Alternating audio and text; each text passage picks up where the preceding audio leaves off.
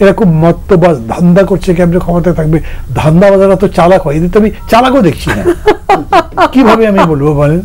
Doctor ইউনূসের এক ধরনের কি বলবো ড্রিভার টাইপের, খুব আবেগের উপরে ইয়াংরাই দেশ চালাবে। তা আপনি আছেন কেন?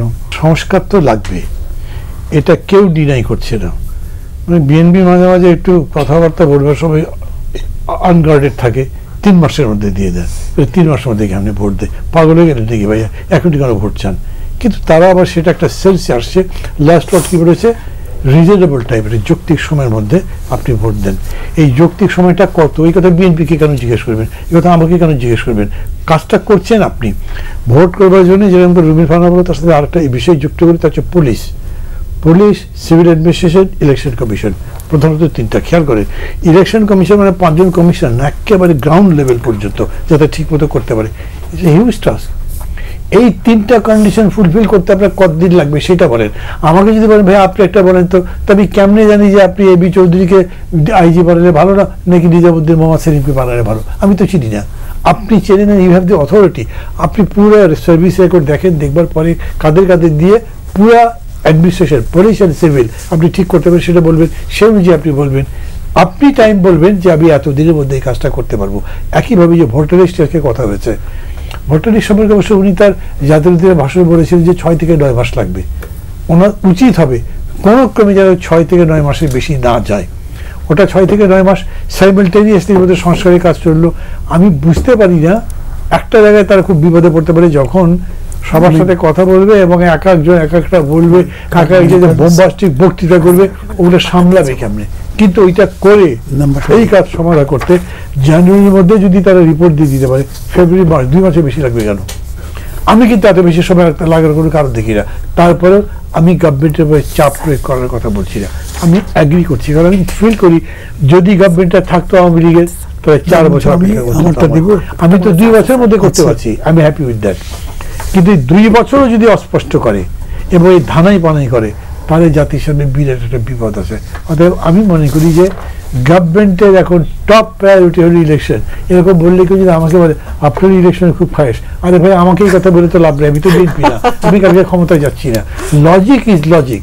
সেই কথা বলছি আপনাকে যে আপনি বেশি দিন থাকলে জিনিসের দাম বাড়বে, তারপর পার্লামেন্ট কি বলে সচিবালয়ের মধ্যে মিছিল হবে, তারপর সচিবালয়ে আগুন লাগবে, সেটাতে একটা রিপোর্ট দেবেন, কেউ বিশ্বাস করবে না। কোন লোক কথা বলে নাই বটে, কিন্তু এই কোনায় একটা সার্কিট, একটা আগুন লাগছে, ওইখানে একই সাথে লেগে গেল, কিসের সার্কিট ব্রেকার বা বিশ্বাসযোগ্য কিনা আসলে দিন শেষে যে তদন্ত। আমি কনফিউজ, মানে আমার ভাবতে কষ্ট হচ্ছে যে এই গভর্নমেন্ট পিপুলকে ব্লক দিচ্ছে এইভাবে, ভাবতে কষ্ট হচ্ছে আমার। কিন্তু তারপরে আমি মানুষের সেন্টিমেন্ট দেখছি, তারা বলে ভাই আমরা এত কিছু পড়লাম, এইটা কি দেখি। আমি খুবই কষণ দিই এই গভর্নমেন্টকে, এই ধরনের ব্যবহার এখন করার চিন্তাই করবেন না।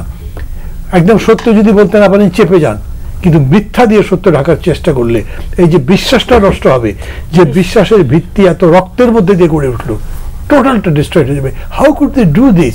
এগুলো থেকে তখন ভয় লাগে আমার। তখন আমার কিন্তু অনেস্টলি বলি, এরা খুব মত্তবাজ, ধান্দা করছে কেমন ক্ষমতা থাকবে, ধান্দাবাজারা তো চালাক হয়, এদের তো আমি চালাকও দেখছি না। কিভাবে আমি বলবো বলেন? তারা যদি এই বিষয়গুলো ঠিক মতো সামাল দিয়ে যেতে পারতো, তখন ভাবতাম যে intelligent people can be dangerous, but fools কিভাবে ডেঞ্জারাস হতে পারে না বুঝে আগুন লাগাই দিচ্ছে। 17 বছর বয়সীদের ভোটার বিষয়টা একটু ছোট্ট করে। এইটা আমি অত বড় কিছু মনে করি না, এটা ক্ষমতা প্রলম্বিত বা এই মনে করি না। তবে এটা আর একটা অযথা প্রবলেম তৈরি করা হচ্ছে। কেন? ডক্টর ইউনূসের এক ধরনের কি বলবো ড্রিভার টাইপের, খুব আবেগের উপরে ইয়াংরা এই দেশ চালাবে। তা আপনি আছেন কেন?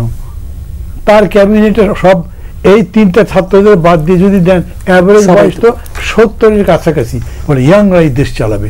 তারপর আবার 17 বছর করতে চাই। 17 বছর করার মধ্যে ইয়াংদের দেশ চালানোর কোনো ব্যাপার আছে কি? নাই। এই জন্য এটাই উনি হয়তো একটা আবেগের উপর বলেছেন। আমি সিরিয়াসলি নিতেই চাই না, আমি এটা হিসাবও করতে চাই না। যা আছে তাই ভাই, আর ঝামেলা করার দরকার নেই। হ্যাঁ, কি কেন করবে? 18 আছে, 18 থাকে।